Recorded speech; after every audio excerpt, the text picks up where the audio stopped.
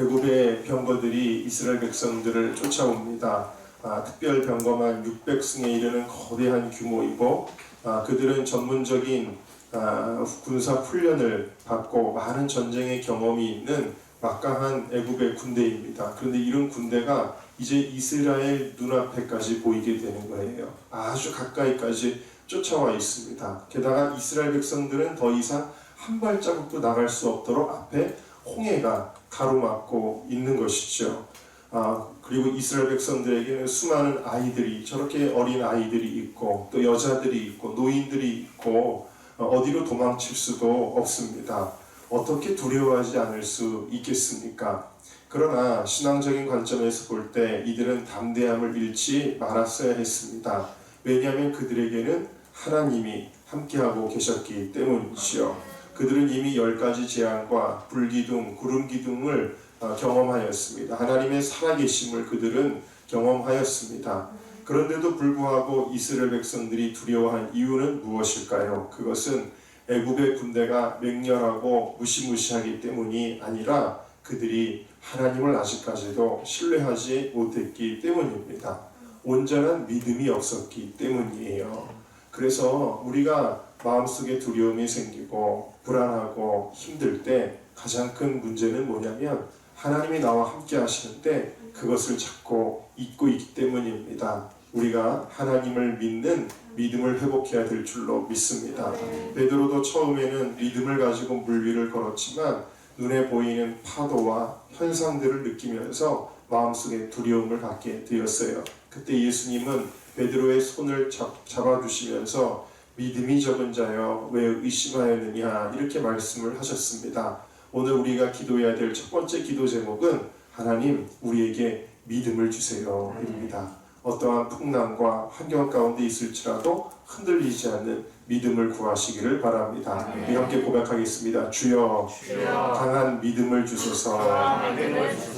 두 번째로 그들이 이렇게 두려워한 이유는 아직 하나님과의 인격적인 관계가 아니었기 때문입니다.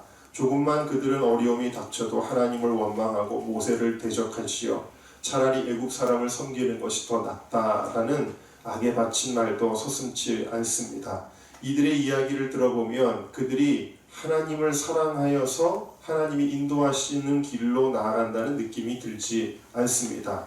단순히 이 길로 가면 모세를 따라가면 우리가 이제 노예 생활에서 벗어나 좋은 삶을 누릴 수 있겠구나 라는 그런 생각에 모세를 따라가는 것입니다.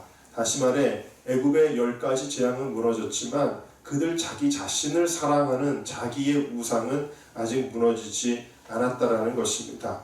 그럼에도 불구하고 하나님은 이와 같이 하나님의 은혜를 잊어버리고 망각하고 원망하고 불평함에도 불구하고 하나님이 그들을 징벌하지 아니하시고 오늘 말씀에도 이 위기 가운데서 그들을 구원하시겠다고 너희는 가만히 있어라 내가 너희를 구원할 거야 라고 말씀을 하시죠. 하나님은 이와 같이 무조건적인 사랑을 계속 베풀어 주세요. 이스라엘 백성들이 이런 사랑을 받을 자격이 없어 보이는데도 하나님이 이런 구원과 사랑을 계속 베풀어 주세요.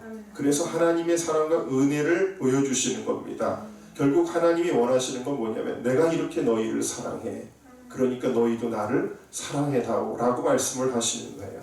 이스라엘 백성과 인격적인 관계를 맺는 것입니다. 그래서 이 출애굽기에서도 계속 반복되는 것, 구약에서 반복되는 하나님의 소원이 있는데 그것은 바로 나는 너의 하나님이 될 것이고 너희는 나의 백성이 될 것이다. 하나님은 이 출애굽기를 통해 무슨 능력을 과시하시는 것이 아니라 하나님과 이 우리 백성들 간에 이렇게 인격적인 관계를 맺고 싶어 하시는 거예요. 그래서 예수님도 구약의 율법을 요약하면서 첫째 되는 크고 큰 계명이 뭐냐면 바로 내 마음을 다하고 목숨을 다하고 뜻을 다하여 주 너의 하나님을 사랑하는 것이다. 그렇게 이야기를 하셨어요.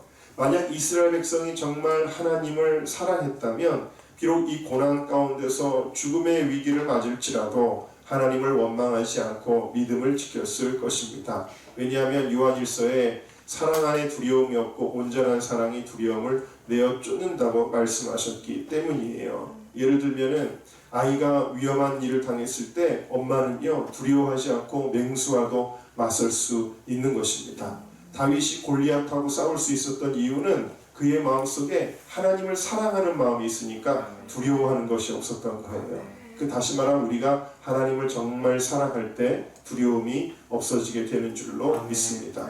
오늘 우리들의 신앙이 아무리 열심이라고 할지라도 주님을 사랑함으로 행하지 않으면 아무 소용이 없습니다. 그냥 내가 천국 가고 내가 편안하고 내가 축복받기 위하여 하는 열심이라면 그것은 공로에 지나지 않고요.